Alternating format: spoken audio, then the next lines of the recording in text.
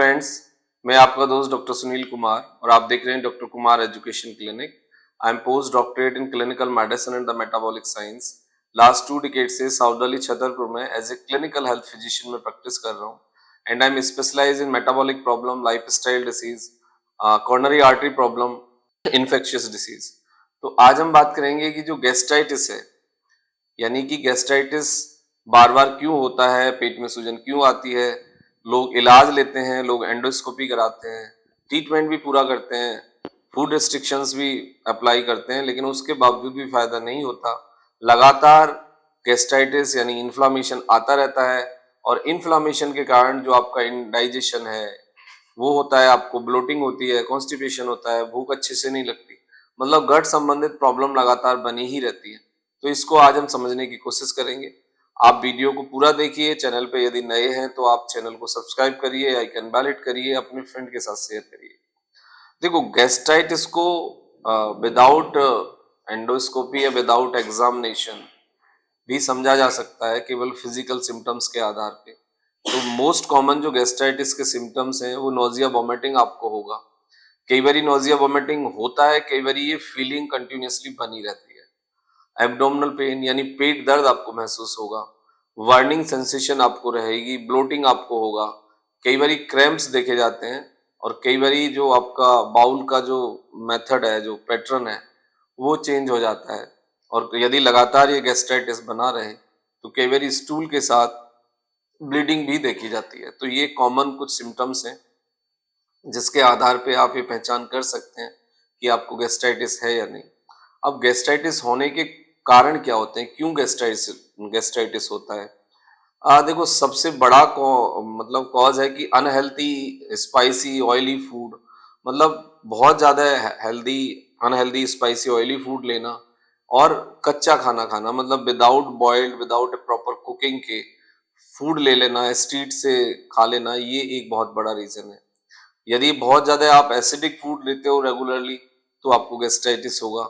Excessive use of medicine, मतलब यदि आप मेडिसिन लेते हो, एंटीबायोटिक, पेन किलर, और वो लगातार लेते रहते हो विद राइट कॉम्बिनेशन, मतलब राइट कॉम्बिनेशन से मेरा मतलब होता है कि एंटीबायोटिक और पेन किलर कभी भी अकेले नहीं लेने चाहिए।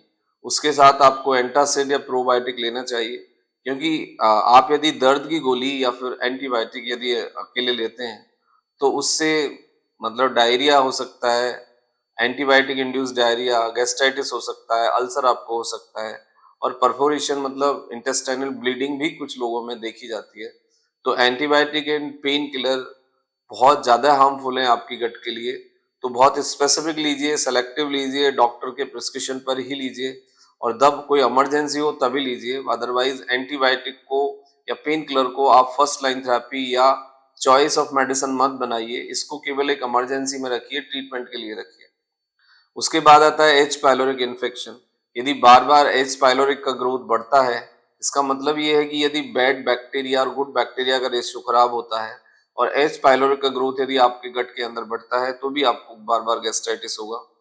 अल्कोहल लेना, स्ट्रेस में लगातार बने रहना, न्यूट्रिशनल सप्लीमेंट डेफिशिएंसी, फाइबर और विटामिन बी 12 का कम बॉडी को मिलना, ये भी एक कारण हो सकता है। तो ये सब कुछ कॉमन कारण है। स्मोक करना, तम्बाकू चबाना, ये भी उतने ही रेस्पॉन्सिबल हैं। फिर कुछ आपका फूड है, यदि आप रेगुलरली रोज डेली बेसिस चिकन मटन खाते हैं, बहुत ज्यादा ऑयली स्पाइसी, तो फिर आपको गैस्ट्राइटिस का रिस्क रहेगा। तो उससे भी आपको बचने की जरूरत है।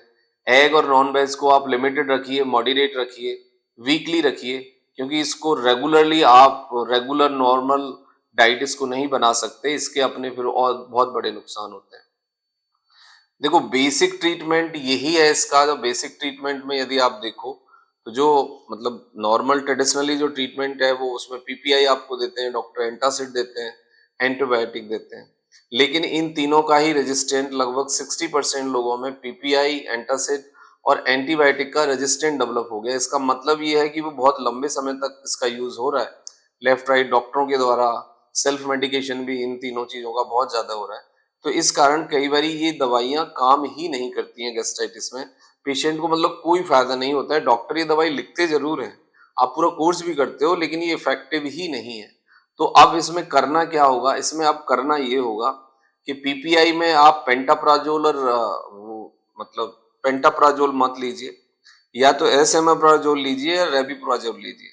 मतलब आपको पीपीआई में रेबिप्राजोल और डोमपेरिडोन कॉम्बिनेशन लेना होगा, जिसमें आप साइरा डी ले सकते हैं, रेबलेट डी ले सकते हैं सुबह खाली पेट। अब एंटासिड में भी आपको एंटासिड को थोड़ा सा बदलना होगा।